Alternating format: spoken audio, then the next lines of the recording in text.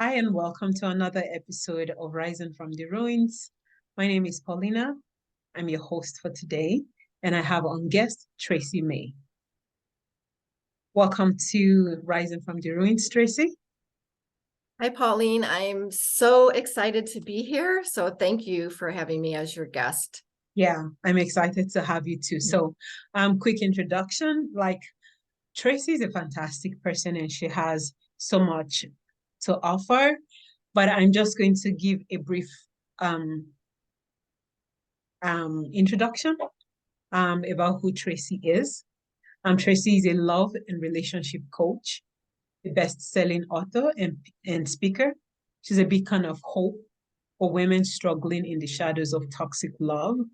She knows the destructive power of toxic relationship, and that's why she's here today. And I guess my earnest hope is that whoever is going through this relationship struggles as a Christian woman or as a woman in general and is saying, I'm thinking this is what I'm dealing with.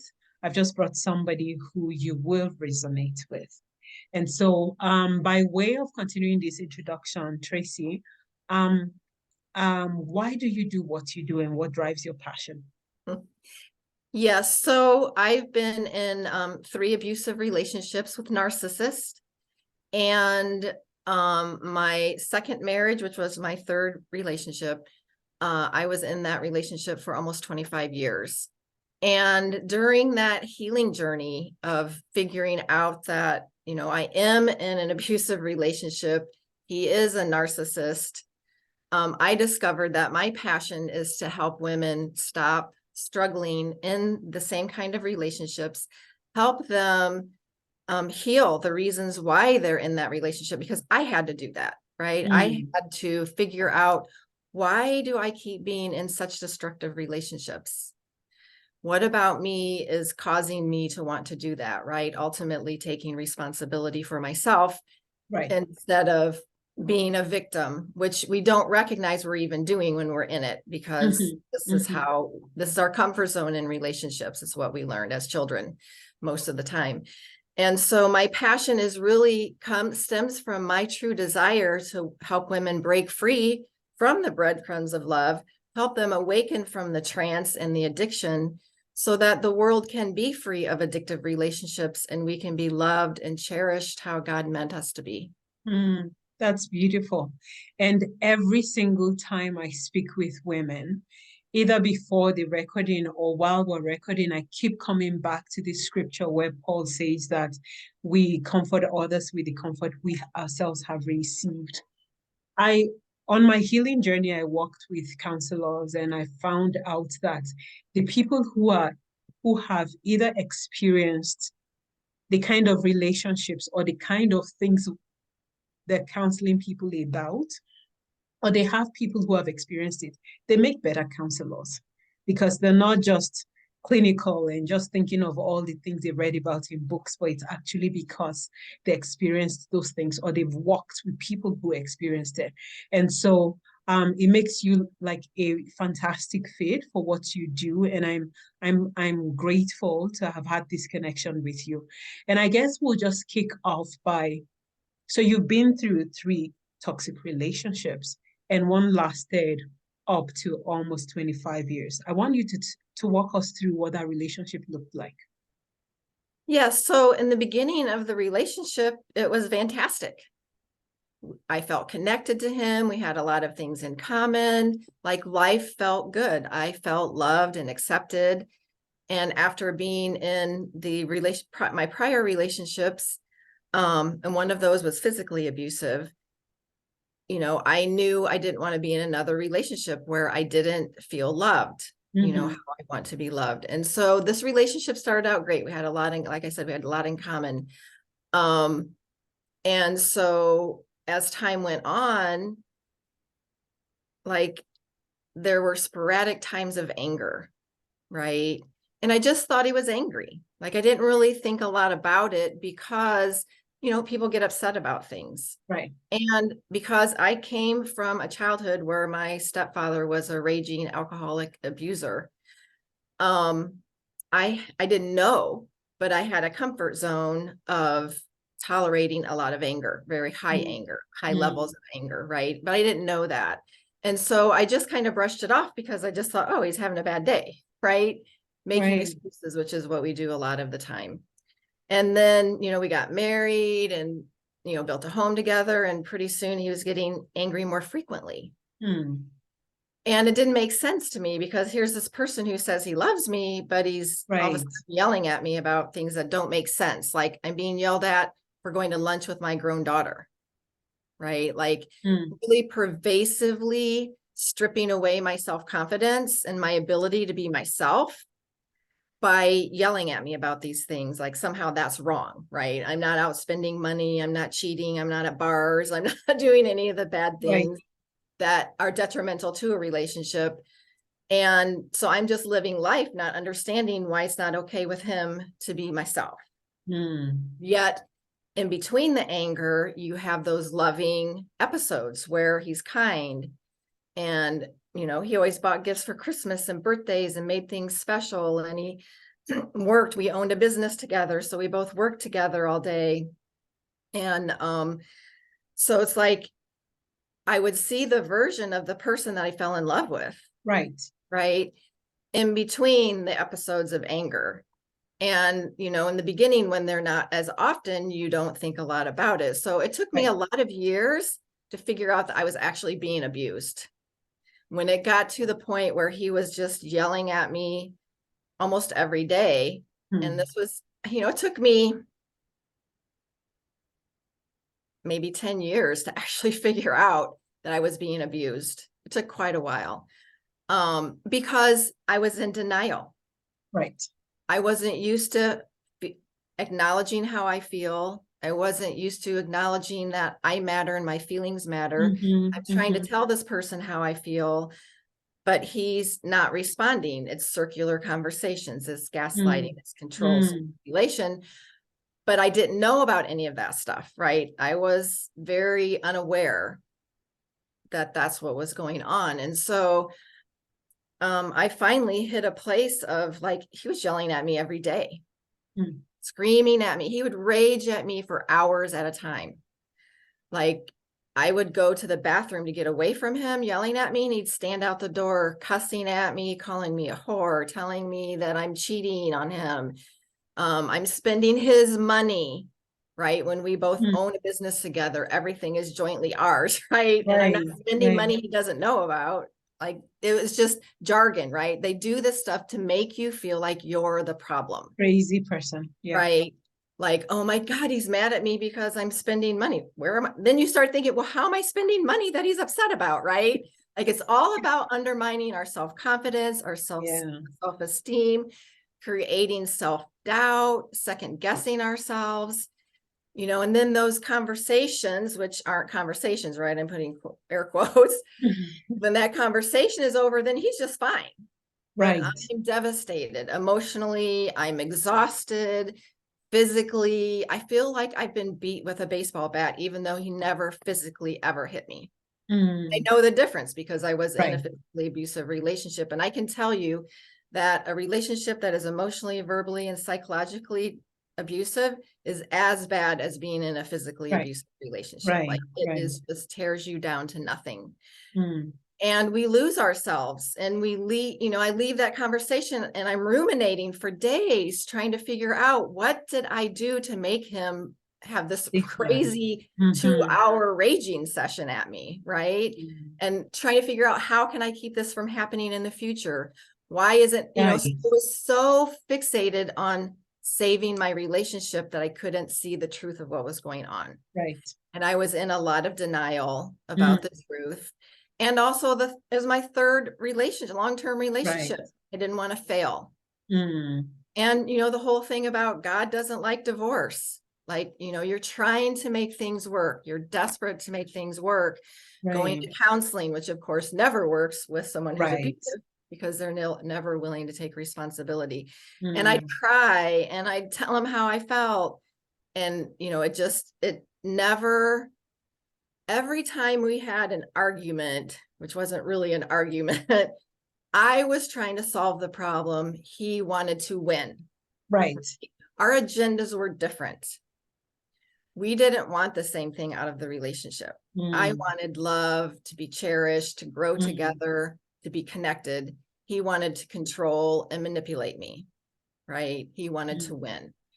And so that's very destructive when you're living in that, but it's hard to see it because you're trying to defend and Right. justify and get him to understand that you haven't done what he's accusing you of or yelling at you for, right? Yeah. And so it's really hard being in those relationships, but you get stuck in an addiction. The Mm, highs and the lows, the good times and then the bad times, we get stuck in what's called an addiction. It's a toxic love addiction. mm, And we're addicted just like cocaine or heroin. It's a true addiction. Our brain neural pathways are messed up with this addiction, right? right, And right. then there's the trauma bond where we're bonded to this person who's supposed to love us, but they're traumatizing us. And so we have all this stuff going on, and you have cognitive dissonance, which is the part in your brain that's trying to reconcile the good part of him with the bad part of him because it doesn't make sense. And so we have all this stuff going on and all this confusion, and we're just trying to survive, right? We're trying to be like, I just want to get to the good time. I want to get Yeah. through the bad time, get to the good time. And so that's what my life was like, but Mm, to the outside world, my life looked wonderful. We was owned a wonderful. business together, right? We had a nice home, we had cars, we went on Right. vacations. Life looked like it was great. But Mm, in between those great times, it was terrible. yeah. I I lost resonate with, myself. I resonate with every single thing that you've just said. And it's literally like you're just speaking my words. Because I know that sometimes I tell my kids that I wish I could go back and do things over because I felt like I missed, as I'm saying it, I'm Mhm. tearing up. I Yeah. felt like I missed a whole lifetime with my kids because I'm trying to make sense of what I'm going through. And Yes. like you, I didn't even know what I was dealing with for the first 12 years. And you actually named this episode Breadcrumbs of Love, Awakening from the Trance. It's almost like you're just there and everything is just swirling around you. You're not even sure exactly, you're just existing. For me, that was how I felt. Like I was just existing. I had I had to start doing thought stopping to be able to break the rumination because I would also sit down and think of what could I have done differently? How Yep. could I have said it differently? How could I have walked differently? Like everything was, it was tough. And so by the time, and that's going to bring me to the next question I need to ask you. Like, I feel like I need to ask you. By the time I got to the point I would call my breaking point, I had lost my memory. My short-term memory was wiped out. Like you mentioned, all the things going on with our brains as we go through all of Right. this, right? Right. I lost my hearing. And it Yeah. wasn't a conductive kind of hearing. There was a huge time lapse between when my brain picks up on what it's perceiving and when I actually hear it for what it is. And so I went through this phase of time where I'll tell my kids, okay, you need to slow down, say what you want to say, and give me time to process it. Like it was so bad. If you spoke with me in 2019, 2020, we couldn't carry on a conversation like this.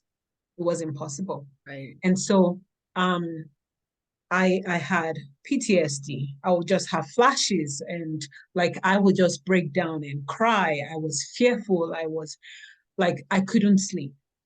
And so I had just 12 years of that. How did you survive almost 25? And you're still sitting down here. Denial. Hmm. And I don't want to say disassociation because I never really experienced disassociating from myself, but I was disassociating from the daily pain. Mm. So I was so focused on him and surviving that I really wasn't living anywhere else in my life, right? And I was just like you, ruminating about, oh my God, all day long, thinking about this happened, what could I have changed, all of that, waking up in the morning, dreading my day, because I never knew which version of him would I Right. be, Dr. Jekyll or Mr. Hyde, right? And I never knew what minute thing would set him off. He was screaming at me at work towards the end of when I stop being around him. I actually moved home from the office because I'm like, I can't be here anymore. You're screaming and yelling at me all the time. And I wasn't functioning 100% at work because I was surviving everywhere. Like when we have a toxic relationship, it impacts every single aspect of our life, right? And I think I just had this hope that things would change. And I think that's really what probably got me through those almost 25 years. Like, I have seen this good part of him. I know he could be this person all the time if he wanted to be. And so I think I really held on to the potential, the possibility, and the promises when I'd be like, I can't take this anymore. And I did. I moved out after 17, 18 years and said, I can't do this anymore. But he got even more angry. So I moved back home because it's like, oh my God, it's worse. I can't live. Right. But you have been so belittled and so undermined as to your ability to even take care of yourself. Because I mean, when I think about it, I was a single mom for almost all of my kids' lives. And I ran my own business. Like, I was perfectly capable of doing anything. Right. But he had undermined me to the level that I was in so much confusion all the time. I couldn't decide anything. I wasn't capable of making a decision. Now, I didn't lose my hearing or any of those things, but I wasn't processing things properly. Right? I couldn't, what do I want to say? I couldn't really see the truth because I was in protection mode, really trying to survive. And that's what it was about. So I had hope that things would change. And I believed in the fact that he could change. Right. And a lot of times that keeps us stuck. Yeah. Because we see that potential. Mm. And the good times feel good. Like we want to feel good, right? Right. But the bad times are, you have to kind of, I think, get to a place where can I live with this bad part of this person forever? Right. And I finally had to get to that place. But yeah, Mm. and I'm also a very resilient person. I have a lot of perseverance. I have a lot of tolerance for anger, unfortunately, not anymore, but I used to have a lot of tolerance, right? And since there was so much confusion, I couldn't make sense of what was going on. Was it me? I thought it was me. I thought I was the problem, and I was going to Right. therapy and I was trying to fix myself and learning self-love and learning all these things. But the truth is it was never me.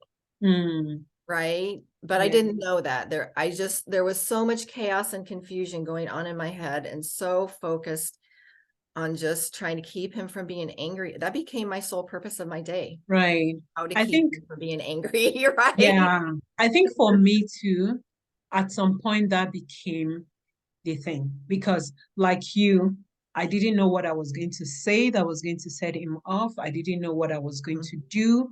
I was constantly on eggshells and I had so much confusion going on in my head. I think why mine felt so drastic was my dad ruled with an iron hand, but I didn't grow up with so much anger to the point that I could tolerate that kind of environment. And then I think mine also got to a point that the bad days became just so much that it just blotted out the good days. Like at the point where I knew that it was either I left or I was going to lose my life. It was 5 long months of silent treatment, 5 long months. And it gradually escalated. It was one day, and I would be the one to beg because I don't like tension around me. Then it was 3 days, then it was 1 week. 5 long months, I almost lost my mind. Yeah. At this point, I will have palpitations so bad, almost like my heart was failing. And so that was when I knew that I needed to get out. So I guess my next question to you would be, what do you think played a part in the relationships you went through? For me, because my parents were very strict, I didn't even have relationships. All the people that I knew were either close people from church and my siblings. That was it. So I went out into the world naive and so innocent that I didn't even think there was a possibility. I never heard the word abuse. I never heard. So I had no reference point. And so when I got in, for the longest time, I didn't even know what I was dealing with. So what do you think is, I'm sure in your work, you would have talked to other women. What do you think is the recurring thing why we find ourselves in the kind of relationships we find ourselves in? Well, there's layers. So the main thing is that we have a deep belief that we're not good enough and we're not lovable. But we are not conscious that we have those beliefs going on. Mm-hmm. Those are our two greatest fears. And when we act out of those places like people pleasing and perfectionism and trying to fix people, codependency, that all contributes to attracting people who are unhealthy. But almost always that belief of not being lovable and not being enough comes from our childhood. So from 0 to 6, we develop our subconscious, our beliefs, our patterns, and our programming and our conditioning, right? We learn how to deal with the world. And if we have parents that don't reflect back to us our value, our love, I never experienced physical abuse as a child, but I was neglected and abandoned all the time because my mom was drunk pretty much 24/7, in and out of rehab. As I said, my stepfather was an abusive, angry alcoholic, raging. He threatened to kill my brother, and he didn't know that I heard it. I went and told my mom. So I grew up in this environment. So a lot of times we grow up in an environment where there's abuse on some level. It can be sexual, physical, and neither one of those, right? And depending on how we deal with it, like how I dealt with it is I had to learn to be strong and resilient and take care of everybody else because no one else in my family was present, right? And so my needs never mattered. And my father abandoned me when I was 3. And so I developed this belief that I wasn't lovable, right? There must be something wrong with me. Otherwise, why would my dad just leave me? Right. Right. And I was left alone to take care of my 1.5-year-old brother and my drunk mother. Right. Wow. And so there was all this responsibility that the weight of the world was on me and I needed to fix everybody. And how am I going to take care of the situation? Right. Because I had to be the adult. And so we can grow up in different types of family environments, but they're dysfunctional, right? 70 to 80% of us grow up in dysfunctional homes. So those patterns that we learn are who we are and how we know how to have relationships. And they are our comfort zone. Right. And so we go out into the world and start having relationships with all this garbage inside of us, but we don't know it's garbage. We know we don't want to live. Like I knew I didn't want to be with an alcoholic. I never was, right? I knew I didn't want to live in that I knew I wanted to give my kids a loving environment and to be present for them, right? Like my mom wasn't for me. I knew all those things, but I didn't have boundaries with people I loved because my mom violated my boundaries all the time. It wasn't safe to have boundaries. So we learned so many things in that environment from 0 to 6, and then the years after that as well. But that's our most developmental age. And those things are in us. And unfortunately, 95% of our subconscious runs our life. Like I said that backwards. Our subconscious runs 95% of our life. So our thinking part only runs 5% until we can heal that stuff. And then our subconscious is working at a different level. That's good. But right. So we're naturally drawn to people who are like our parents on some level, that are wounded like our parents, wounded like we are. And so we end up in these toxic relationships and we don't understand why, because nobody teaches this, right? Nobody teaches us when we're going through school. If you've got a messed up family, we got a bunch of stuff to work on before you go out and start having babies and getting married and all of that stuff. So yeah, so it comes from our childhood and we don't know it. And then a lot of times we go from bad relationship to bad relationship to bad relationship because we don't know it's us on a certain level. Like we're not responsible for the abuse ever. Right. An abusive person is responsible. Abuse is a choice. And how we know it's a choice is that an abuser doesn't abuse everybody in their life. They only abuse you and or your kids. They also don't abuse where people can see them. You're right, right. It's always in private. It's always under the breath. It's always a little stern grab of your arm or whatever they're doing to try to keep you in line, right? And so it's important for women to understand, and men, but you know, I mainly work with women. Right. Abuse is always a choice. It doesn't matter if they had a damaged childhood as bad as yours or worse than yours. Most of us have experienced trauma, and some of us choose to be abusers and some of us don't, right? I could be an abuser, but I choose not. That was my choice not to. I didn't want to be that person. So it's important to understand that you can't fix someone who's choosing to be abusive because they have to choose not to be that person. Right.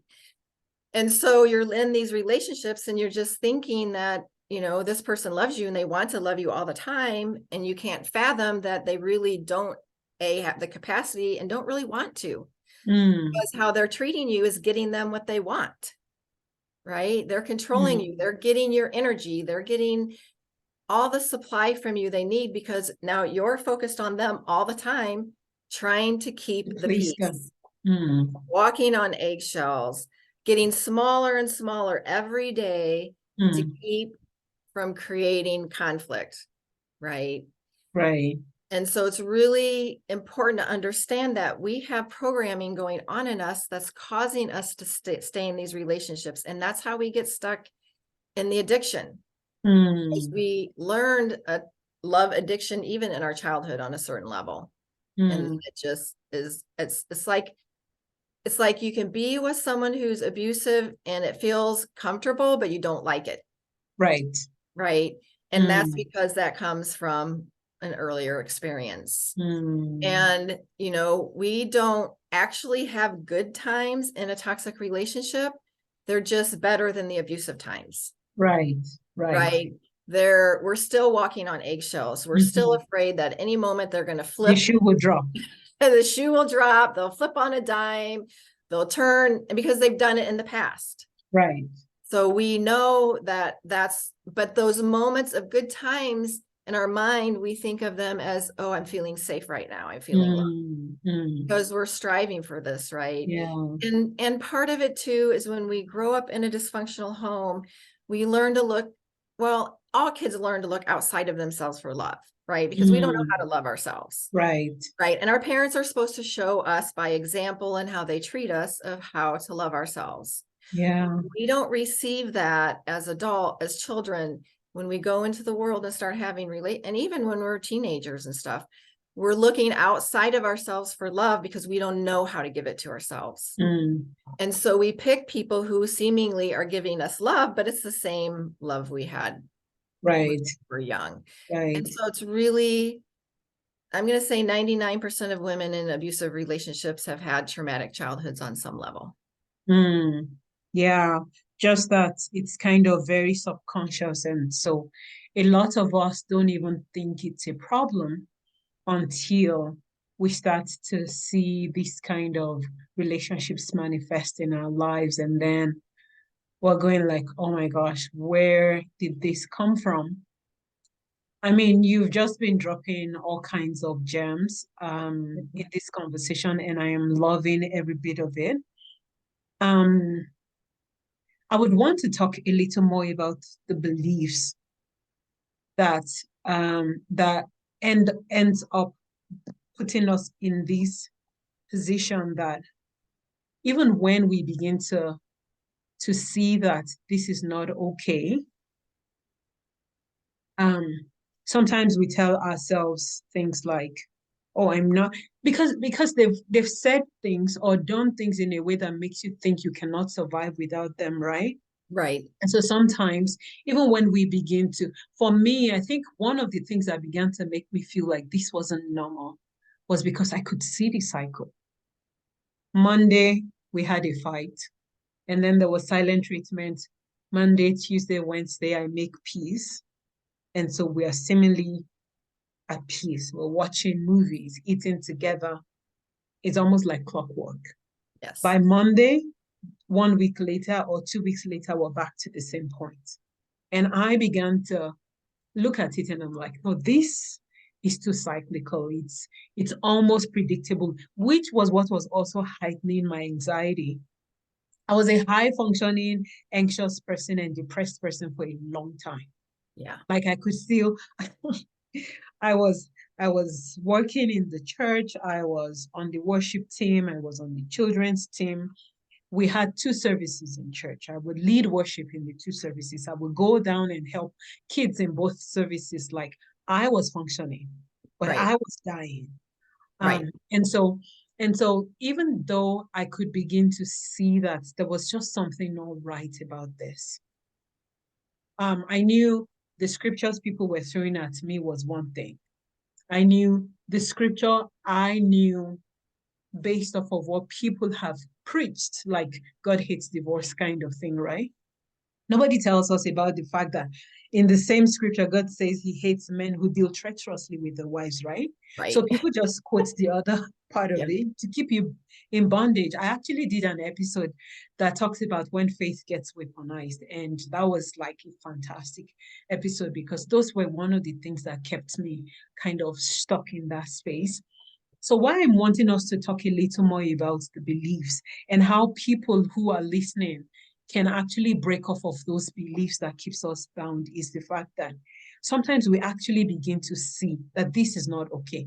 Like, why do I always have to be feeling like I have to cater to your emotions, cater to how you feel, make sure you're not upset, make sure you're not feeling this way, make sure you're always like it was just too much and I had young kids. I was working as a full-time RN. I was going to school, juggling all of those things and still trying to cater to this man's peace.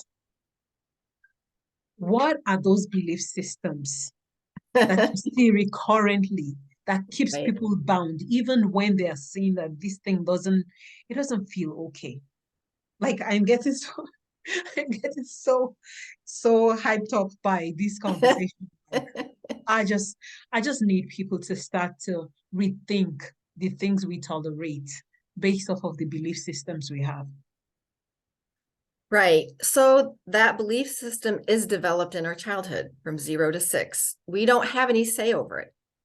These are beliefs that our family puts in us, our church puts in us, our relatives put in us.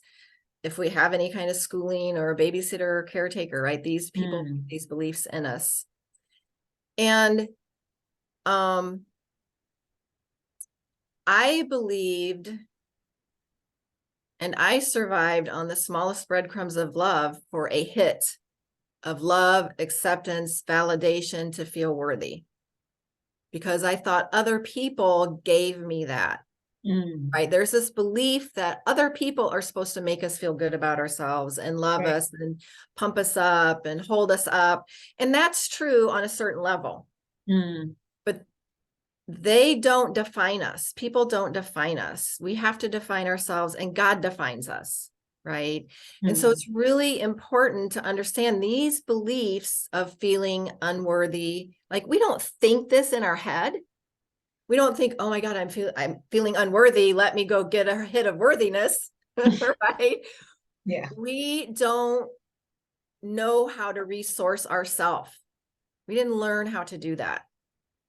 We learned other people are supposed, like I became the caregiver of my mom and my family, right? I'm supposed to take care of everyone else. So in return, I'm thinking, this is a belief, people are supposed to take care of me, right? So my husband's supposed to be nice to me and love me and be kind to me. And yes, he is supposed to, Right. but when he's not, then we don't know any other way to be than to continue to believe that this is possible and that he's in charge of our love and our value and who we are. And so we continue to seek that. And it's all subconscious, like all this stuff is coming from a place was our survival mode as a child. Right. We had to survive through abuse on some level. And the only way to survive it was to tell ourselves we're the problem. And so if we're the problem, no one else is the problem. Like we don't learn to make other people responsible for their behavior. Right. We believe on a deep level that we have to fix it. Fix them, fix us, fix our marriage, right? Yeah. And so like we have all this chaos and confusion going on, but it's because we're not connected to ourselves. Because as a child, we develop a wounded part of us that's protecting us, right? The part that's helping us survive through all this stuff.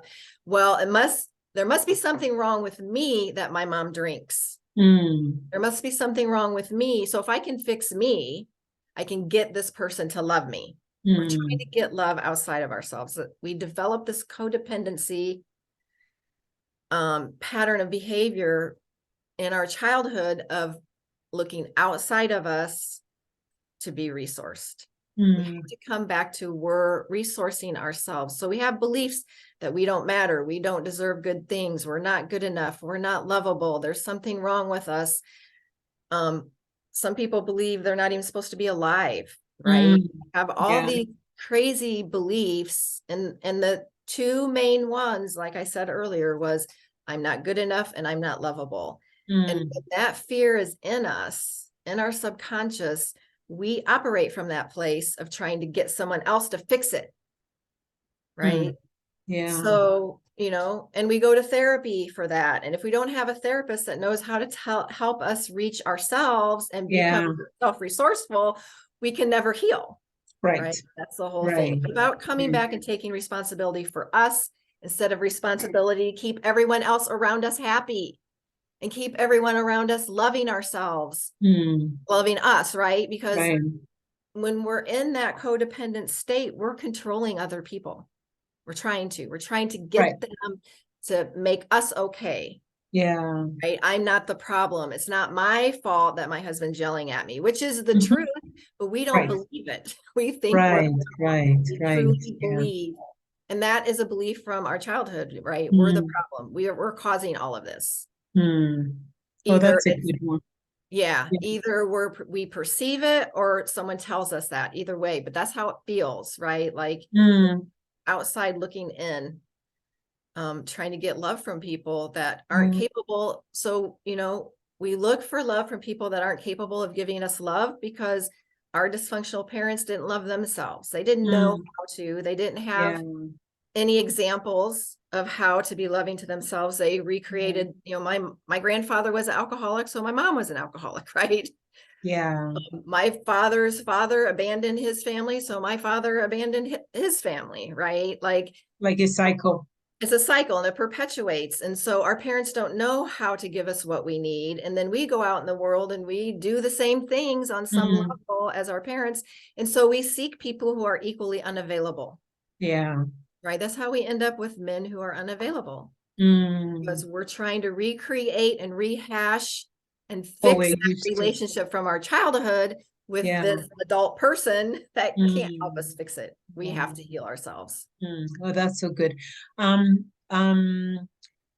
So I guess anybody who is listening is beginning to pick up on what we're saying in essence. And I would want us to just highlight what those cycles of the relationship will look like, or maybe the cycles that eventually happens after you're divorced or while you're still in the relationship. Because I know that at some point, like I said, at some point I felt like the lows eclipsed the highs. To the point that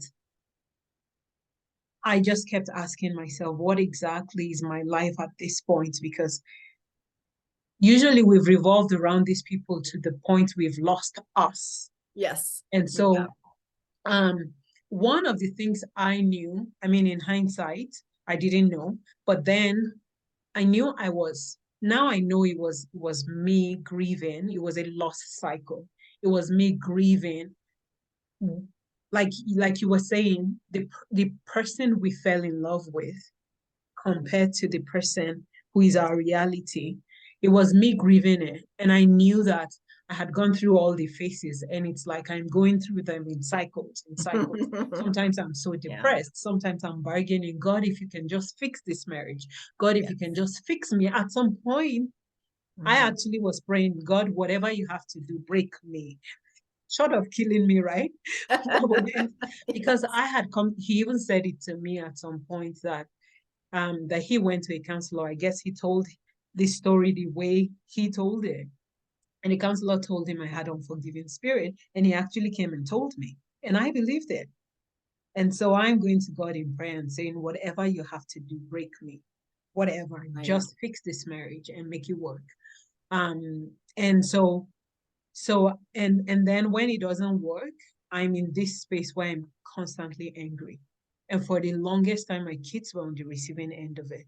But the day I actually stepped into the realization, I think I woke up from the trance Yes. and actually began to find words to express what I was feeling. I had to ask my kids for forgiveness. And I said, every time I'm even angry and it looks like I'm angry at them, it's actually not at them, it's at me. Right. It was a self-directed anger.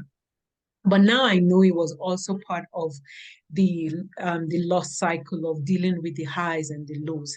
Tell us about the cycles of relationships, or the cycles of a relationship that is actually damaging and destructive. Well, you have the idealization phase, the devalue phase, and the discard phase. And then you have love bombing and hoovering, the gaslighting, the circular conversations. So Mm, you rotate through all those things in a toxic relationship, and there's no set, oh, it lasts this many days, or it happens this many times a week, or this often, like it's sporadic. mm, That's the thing about a toxic relationship. The highs and the lows are so sporadic, we can't make sense of it. Right. And so yeah. we can't figure out what's going on. Why am I feeling this way? Why do I feel like I can't trust myself? And I don't feel like I matter. And so you have the idealization phase, which is when you usually first meet, right? And things are great and you have so much in common, and they mirror everything about you to make you think they understand you and you're on the same Right. page and you have the same things. Mm, And then the relationship goes along, and then the discard phase starts. And discard is when they really just start undermining you, and they're angry or silent treatment or cheating or lying. Like all these things are going on in this relationship at different times. yeah. It's not the thing about a toxic relationship is there's no way to say, yes, this is a toxic relationship very easily before you get into it, right? Mm, You have to mm, understand the signs. If you've never been in a toxic relationship and healed from it, you can't see it, right? So you right. fall into those old patterns. And so you have the devalue stage where they're making you feel bad about yourself intermittently on purpose to create Mm, chaos and confusion, to get you to lose yourself. They isolate you from other people as much as possible, like my ex would make me feel bad for seeing my kids. mm, It's like, okay, but then they'd come over, we'd have parties, and then he'd be angry we're having this party, but then they'd get there and he'd act like the best host of all time, right? yeah. And just witnessing just the ups and downs, almost bipolar kind of Right. moods, where it's like, who is this person, right? We're wondering, who is this person? But so you're going through the devalue stage, and then sometimes you'll go to the discard stage where they'll be like, they want out of the relationship.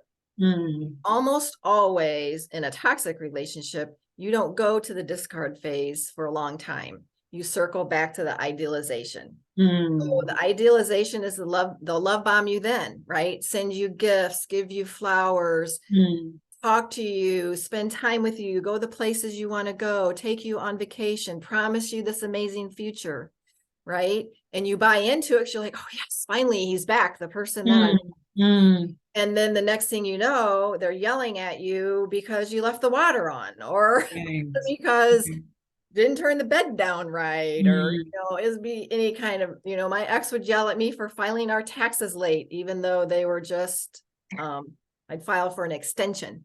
Like, we never filed late ever, never got a penalty, never filed late, but in his mind it was something to yell at me about, right? He was in charge of the business and our personal finances.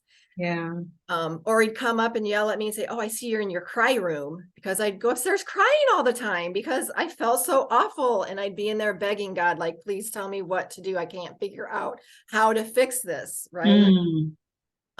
So you're in this love bombing, and then, or it can be hoovering. Love bombing is really quite exchangeable, right? They're just trying to suck you back in to the relationship. Hoovering usually happens after they've discarded you because they want you back. They're trying to get you back. And so they'll make all these promises and do all the same thing basically as love bombing. And then you have the devaluation, which is the abuse cycle, the abuse time, when they're making you feel bad about yourself, or they're hitting you, or they're blaming you, or they're bullying you, or they're badgering you, when they're trying to control your money, they're trying to coerce you into having sex, because you have rape, which is someone physically forcing you to have sex, but you have sexual coercion, which is making you feel bad because you don't want to have sex with the person who just violated you in some way. Verbally, right? Like, they just emotionally beat you to a pulp. Right. Have sex and with they you. expect you to just turn turn the off those emotions and be in the mood. Supposed to be in the mood, so there's sexual coercion where they make you feel guilty for not wanting to have sex with them when they want to. And my ex was just really great at that. I would just give in because it was easier to keep the peace, but I felt so used. And it felt awful. And so if someone's sexually coercing you, you have a right to say no, even if you're married. You don't have to have sex with someone, especially if they're abusing you in some way. Right. But I had moments that while the whole thing is going on, it's dark, right? I'm there bawling my eyes out. Yes. He doesn't even know. No, they don't pay attention. They don't care how bad you feel. And they try to control how you dress and who you hang out with and where you work. A lot of them will try to keep you from working so they have financial control over you. Right. Or if you have money, they want to control all the money. Now, luckily, I didn't experience that because somehow, by the grace of God, I grew up with this, that I can take care of my own finances and I will never let anyone completely cripple me financially. I've had to rebuild. Get me wrong. I've let things happen that, where I ended up in debt, or I didn't have money because I did let myself get dependent on them in some way, but they want you dependent on them so they can control you. So financial abuse you don't have a checking account in your name with money in it. You don't have a credit card. You don't have access to your family's finances. You have a right. Half of that is yours. You're married. Now, if you're living with someone, just a boyfriend, it's different. So, the phases of abuse are there's a multitude. There's spiritual abuse, religious abuse, right? Where they're trying to use scriptures. Yes, using scriptures against you. Well, God doesn't like divorce. No, God doesn't like divorce, but that doesn't mean you can't divorce. It means God doesn't want you to be abused. God wants his children to be loved and cherished and to live in abundance and prosperity. It says that in the Bible. God wants to prosper you. God is not causing you to be in this toxic relationship. You are, because of stuff you don't know that's going on. And the devil is using it to keep you from your purpose. If he can keep you in that relationship confused and in chaos and not able to function at 100%, you can't go out and do your purpose that God wants you to do. So he's working against you too, right? Like, the devil's not making him do it, but the devil's definitely using everything against you to get you to stay stuck there, so that God doesn't have the power, because we have free will, right? God can't make us do something. Yeah, that is so true. What you just said reminded me of something. And at the peak of this whole thing just beginning to fall apart, after he had told me I had unforgiving spirit, right? Then we had a program in church, and guess what? They preached on unforgiveness. And I am feeling that God was calling me out, right? Mm-hmm. And so I'm on the worship team that evening, and the pastor calls altar call. Mind you, I've never met him from Adam. I didn't even have any conversation with him prior to this point. So when he calls the altar call, I'm there just resting in my spirit. But then because I'm just all in and asking God to do whatever. So if God is calling me out now, I better be responding, right? So I answered the altar call. And when it comes to my turn, the man of God just placed his palm on my forehead, and he was silent. I don't know how long. And then he said, the devil is using somebody very close to you to torment you.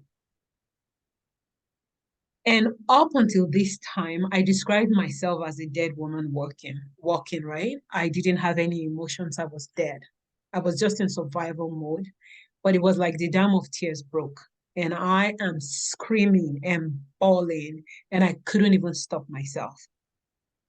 But that was the turning point, the beginning of the turning point for me. That was the same night I went back home and asked for forgiveness from my kids. Um, and so what like it's almost like we lived the same life. I lived it a lot shorter than you did, but it's almost like the same thing. I had moments when, so after some time, I began to only pray one prayer: God, get me out of here. I'm not confrontational by nature. I didn't want anything that was going to blow out and I wouldn't know. Like, I'm still trying to make sense of my whole existence, right? And so I began to pray that God would get me out. And so when God eventually did, I moved to a different province. And at the time COVID lockdown happened, I had $6 to my name and I had 2 kids to feed. It was a huge time of panic for me. So I'm still alluding to the financial abuse and all that you said, Yeah. right? And Mm-hmm. so the other thing I also noticed is that the kind of cycle you go through depends on you, depends Yes. on your love language. My Yeah. love language isn't gifts. My love language isn't Me neither. anything financial, right? So I Mm-mm. wasn't getting all the highfalutin promises of Bahamas or these big gifts and stuff like that. It was mostly just words. It was poems. It was so your cycle is that's what I'm noticing is going to depend on how you receive and give love and a lot of those other things. So I guess my next question to you would be, I know our experiences have a way of shaping us and changing us.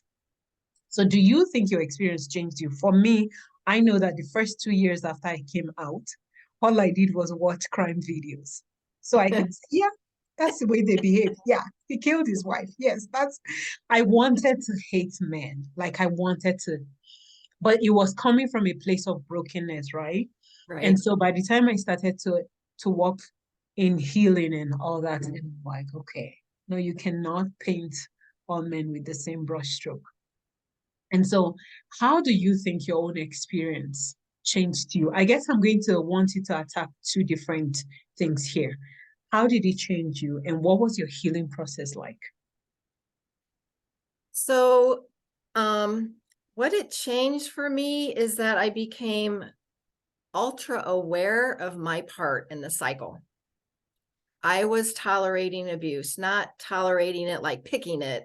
Mm, Subconsciously, I was tolerating abuse, and I had to come out of denial and be willing to face that I am part of the cycle. I'm part of the system because I'm letting this person treat me bad by choosing to stay. mm, Right. And so I really had to be very willing to face my truth without beating myself up about it, which was yeah. really hard, right? Because Mm, I want to, you want to ruminate, you want to think about, oh, if I just would have done this, or if I just would have done that, mhm, or maybe, if I just was a different person. yeah. Well, you weren't. We went through this for a reason, right? I Mm, mean, I feel I went through basically a lifetime of abuse so that I can help other women. I went through my healing journey so I could help people. Otherwise, what would be the purpose of me going through all of that, right? Right. Not just to heal me. God's wanting me to help other people. Mm. But what I had to come to was that I have to choose me Yeah. every time. And that felt so selfish because I didn't know how to choose me and love other people. I didn't really even know how to love me because I was always giving myself up and giving my power away to other people so they could make me feel okay. And when I looked around at my life, I could see I was letting my adult children abuse me in the way that they treated me. And I just looked at this from all angles of like, wow, I have attracted all of this. I have created this environment because I truly don't know how to love myself. I truly don't know how to pick me. I don't really know how to set boundaries because setting boundaries with people, I could set boundaries all day with a stranger. I could set boundaries all day with our employees, right? Yeah. Because I didn't love that. It wasn't an intimate connection, right? With That's my so true. kids and my husband, I couldn't set boundaries because I was too afraid of losing their love. And that's really what it comes down to. This whole thing around addiction, toxic love, being in this trance is that we're so afraid of losing other people's love because then it means there's something wrong with us. And so I really had to be able to face that about myself, that I'm really, in essence, choosing to be abused on a certain level. Right. And I have to change that about myself. I have to decide, no, I had to make a commitment to myself of no, I'm not going to be around anyone who abuses me, and I don't care who they are. If they can't talk to me about something that's wrong in a way that we can solve it, I don't need them in my life because that's not who I'm going to be anymore. I'm going to be this person.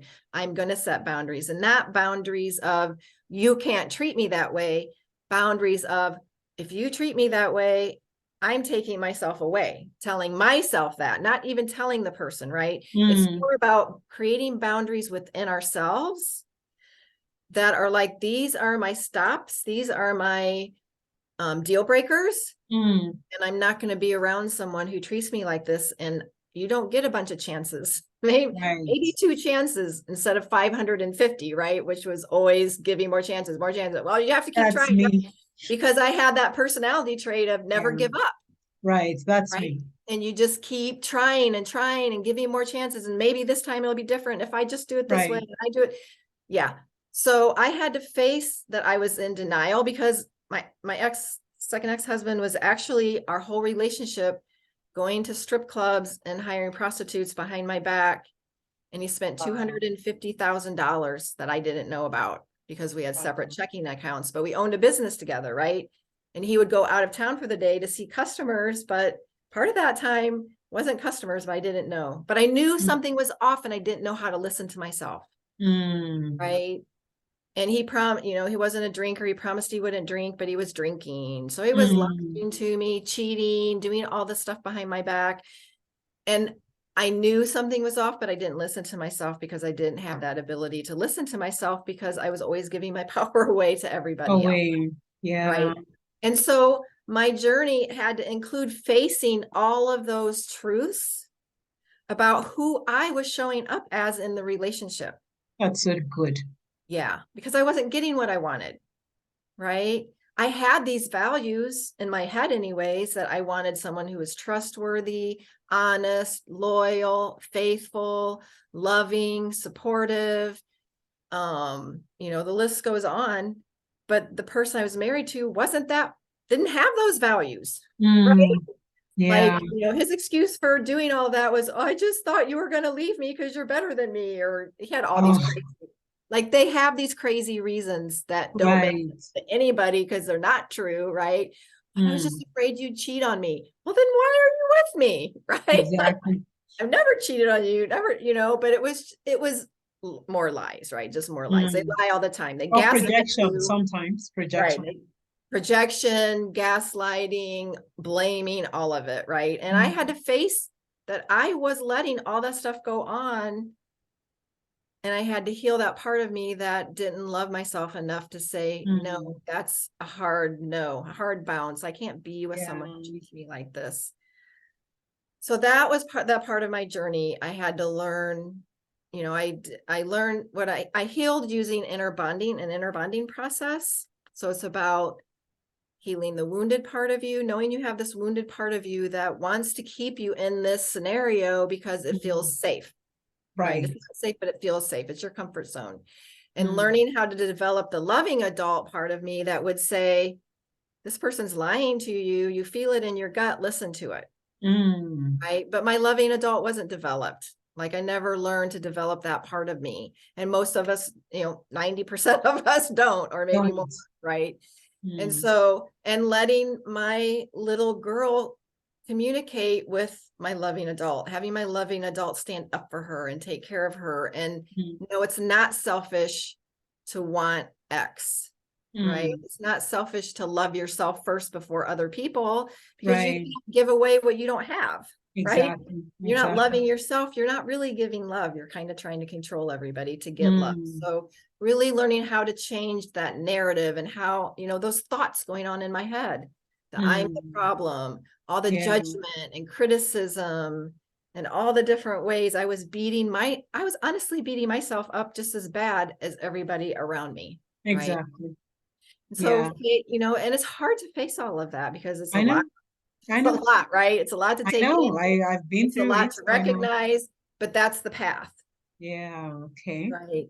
Yeah. And what your question? Second part of the question was the process, right? Yes. So yeah. So it was the inner bonding process and learning to have compassion for me, learning to have empathy for myself, forgiving myself for not advocating for myself with this person.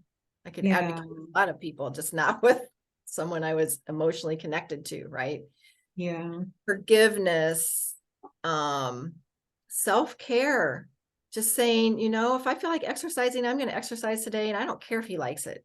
Right? Because I did a lot of my journey while I was still with him, because we had a business together and he had undermined myself, even though I had raised, like I said, 2 kids basically on my own my whole life.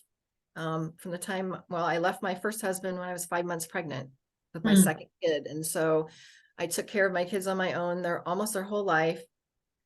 And I ran a business. I went to college, right? I did all the things. My kids were in sports, like I'm a perfectly capable person, right? Very intelligent, very capable, very resourceful. And yet I'm in this relationship where I'm feeling I'm not. All of that's been undermined as far as the relationship. And so I didn't have confidence that I could go out and start another business either. And so I felt really stuck. Like all my money was, my financial future was tied up in our house and our business. And so I didn't want to leave. I wanted to try to figure out I still wanted to try to figure out how to make it work while I was healing. And the key thing was I had to be willing to lose everyone in my life to find me, because I had to become most important. Yeah. So, really recognizing how I'm treating myself, how I'm talking to myself, the everyday thoughts that are going on, the procrastination, the self-sabotage, the perfectionism, those are all the people pleasing. They're all symptoms of not loving ourselves. Right. I had to heal all those different little symptoms. And that was in that process of healing that wounded part of me that keeps telling me, you're not good enough. You're not lovable. There's something wrong with you. Yeah. Yeah, that's so good. Like every single thing. I mean, this is probably like the third, like the third time I'm saying this, that everything you are saying is like you have an X-ray on me and you're just saying everything. And you said some important things that I feel like I need to just pick out, not because I'm thinking people are not hearing it, but sometimes when we have emphasis, it might stick a lot better. You talk about listening to ourselves. And I walk with the spirit of discernment, but for a long time, I wasn't listening to it. Right. I wouldn't have even found myself in the kind of relationship I found myself if I had just listened. Right. And then Yeah, right. And then I had to watch an episode from one Dr. Ramani where he talks about how our body keeps scores. Yeah. That was when I began to actually break out of the denial I was in. Right. Because I'm thinking Christian abuse, you don't put them in the same sentence, right? Mhm. So she talked a lot about, and I think I was planning to look for the book. They said there's a book that is actually out there that talks about how our body keeps scores. But that was There like a is. tipping point for me because now I'm saying everything my body is telling me, the anxiety, the loss of hearing, the loss of memory, Yes. and every problem that came with me just trying to fix this marriage and work it out at all costs. I didn't listen for a long time. So you're telling people, I'm hearing you tell people that we need to start listening. Either it's to what our body tells us or what the Spirit of God inside of us tells us. And you mentioned who was showing up as. Um, I was also trying to make everybody happy at the expense of myself. And then loving ourselves enough. If somebody constantly belittles you and berates you and makes you feel less than, you should love yourself enough to walk away. And so for me, at some point you mentioned commitment. For me, I had to also make a commitment to myself. I didn't know how to speak up for myself. So when I couldn't say no, if I say no, I'm going to beat myself up for saying no to somebody. And so it was always a yes. And then I'll feel bad that I said yes because now I'm overworked, I'm overwhelmed. And so for a long time, I couldn't speak up for myself, but I had to make a commitment. So when I talk with women, I talk about self-contract because you have to make a commitment to yourself. And one of it was I make a commitment to speak up, even if I'm going to die from speaking up. And so I Yeah. try to speak up for myself. And you also mentioned the fact that we have to have something to be able to give it away. So I have to be full to be able to give it away. And scripture is very clear. Love your neighbor as yourself, not Right. more than yourself. So it means that I can only love my neighbor to the extent I have the capacity to love me. He talks about self-compassion and empathy. One of the reasons I felt so angry towards myself was, you are a good judge of character any day. How did this person bypass your radar? And so I had to come to that place of self-compassion. Okay, you're not perfect. You will make mistakes, and that's okay. The thing is to learn from the mistakes you have made and be able to move on. And you talked about forgiveness. That's so key. I did a solo episode, I haven't aired it yet, on forgiveness and what that looks like and what forgiveness is not. I thought that as a Christian, if I forgave the person, I have to, my evidence that I forgave was to give them access to me again. Yes. But you mentioned something while you were talking about how emotionally drained you get when you converse with these people. I feel you used a bat. I felt like every time it was like a trailer actually ran over me. That was how Yep. I felt. And so I had to understand that forgiveness doesn't mean that this person still had that full access to me. And so I did that episode on what forgiveness is and what it's not and what to watch out for. And then one of the last thing you said was being ready to lose everybody to find you. I am the person who I'm on the extreme end of being introvert. So that means that I may have just one friend. And even if that friend is killing me, I'm holding on. But I guess coming to the point where he told so much lies about me that people began to cut me off was me coming to that space where I was like, okay, if they cut me off or if they believed the lies, it was because they really didn't know me. And I began to be accepting of the fact that people will come and people will go. And I had to be okay with that. Like I could talk to you all day. And I'm Mhm. hoping you would have time to be able to do more episodes because when I was reading your bio, I saw some very amazing things that listeners will want to hear about. And I'm hoping to be able to bring you on more episodes. So we will leave whatever else we have to talk about for those episodes. But you wrote a book that became you co-authored a Authored. book, right? Yes. Yeah, that became a bestseller. So I want you to talk to us about the book and how listeners can get access to it, because you shared with me amazing information that people should know. I feel like these things need to be taught in high school, right? So I want you to tell us about the book, how people can get it, and how listeners can connect with you. Yes. So I co-authored a book called oh shoot, now I forgot what the name of it is. Break Free from Toxic Relationships, or hold on, I can't even remember what the name of it is. I think I wrote that in my bio. Let me look. Yeah, Sorry. I forget every now and then because it's a really long title. yeah. Toxic relationships, women who broke free from Entangled No More, women who broke free from toxic relationships, building their empires. That's the name of it. You can find it on Amazon. I have a few copies left, so if you want to email me at tracy@fiercelyempowered.com, and I think you're going to put the link on the Yes, I will. I will in the show notes. Yes. You can email me to get a copy of it. It's a little cheaper than online. I have, I think, 3 copies left. So if you'd like to, and it's 19 other co-authors. So we have 20 people who wrote about different types of toxic relationships, work, friends, the relationship with themselves, personal, intimate relationships. So yeah, so you can read about the book in there, and my chapter is really all about just kind of my journey of discovering I was being abused, all the ways I finally figured out it was abuse, and all the thing, like I mentioned, how I was living in a battlefield every day. I'd take one step and it explode, and I'd take another step and it explode, I never knew. So just kind of really talking about, the parts of the relationship where just I wasn't functioning and all these things were going on, right? Yeah. Because I wasn't functioning at 100% capacity. You can reach me. I actually have a gift for you. It's at www.giftfromtracymay.com.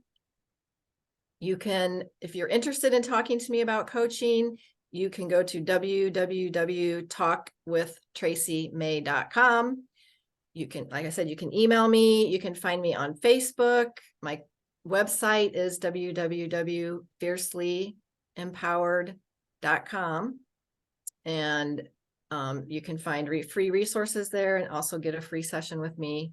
In a free session, we'll just talk about what's going on and see, figure out what your next steps are and see if coaching is your next step. Yeah. So I'm on TikTok. I'm on LinkedIn, Instagram, and Facebook. So you can just follow any of the links I think that you're going to put down for any of those places I post. Also, I have a Facebook group that's private. Break free from toxic love, get the love you deserve. That's so fantastic. You can reach me at any of those places, or you can find me on Facebook Messenger and DM me. Like, feel free to reach out.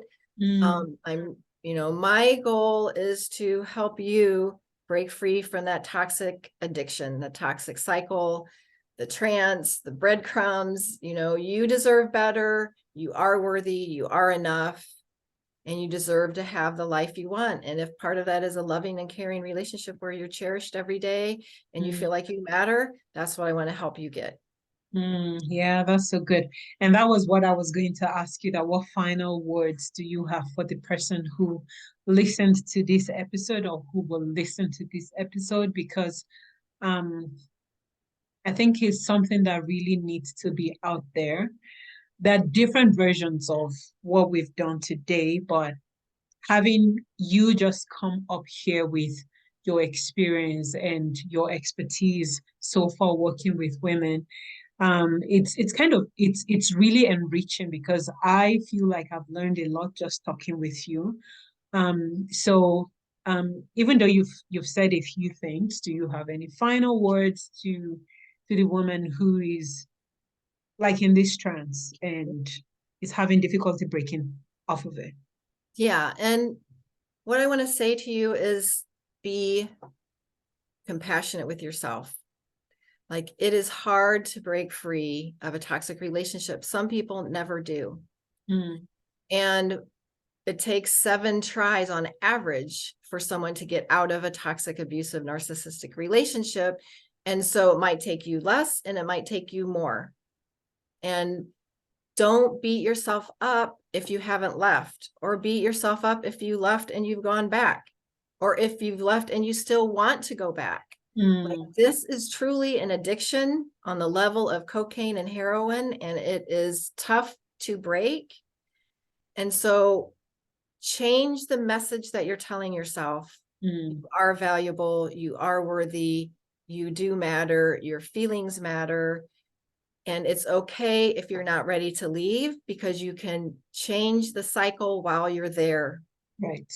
Right? You can't change him. Sometimes we change and the other person will change, usually not in an abusive relationship, but like in a regular relationship. Right. But you can change you to where, you know, I experienced it when I first started changing, setting the boundaries and not walking away from all the crazy conversations, going in the car, like leave the house, like don't subject yourself to abuse anymore. But when I started doing that, my ex started getting more angry. And it was scary, and I wanted to stop because I'm like, oh my gosh, it's getting worse. Right. But as I stayed true to what I committed to for me, my commitment to my journey of healing, he started getting less angry. Like the episodes were less often and they were less intense. And so it gave me a little more space to continue my growing, you know, even though I ultimately had to end the relationship because he couldn't stop being abusive on some level. It was way less than it was when I was in it. And so I'm going to encourage you, start now. Even if you're still in it, you don't have to leave. And if you know, and don't be so hard on yourself. This is things we learned in our childhood. And for me, I'd lived it for 55 years before I started working on myself. It's hard to change it. It's hard to change, let alone change something you've done your whole life. So love yourself in the midst of it, and know whatever steps you take, whatever little tiny bit of progress you make every day is progress. Yeah, thank you so much for that. And I'm just going to say to every woman listening, if you heard what Tracy is saying, we're also saying be safe. Sometimes you need to assess your situation and see, if I get out, does that mean I potentially will lose my life? There are all kinds of resources in different places. Crisis center, domestic violence center. Use every resource at your fingertips. Don't do this alone. Find trusted friends. Find people in church who support you. But above all, be safe. Thank you so much, Tracy, for coming on. This was a fantastic episode, and I'm hoping we will have more conversations like this going forward. Thank you so much for coming. Thank you so much for having me. I really appreciate it. This has been amazing for me too, just speaking with you and connecting with your viewership, and appreciate the opportunity, because it's so important to me to get the word out that abuse is happening. It's usually hiding in plain sight. A lot of times we can't even tell we're being abused. And so the more we bring awareness to it, the more chance there is for women to heal. That's good. And thank you, our listeners, for being part of today's episode. And I hope that we'll catch you in the next one. Have a good day now. Bye-bye.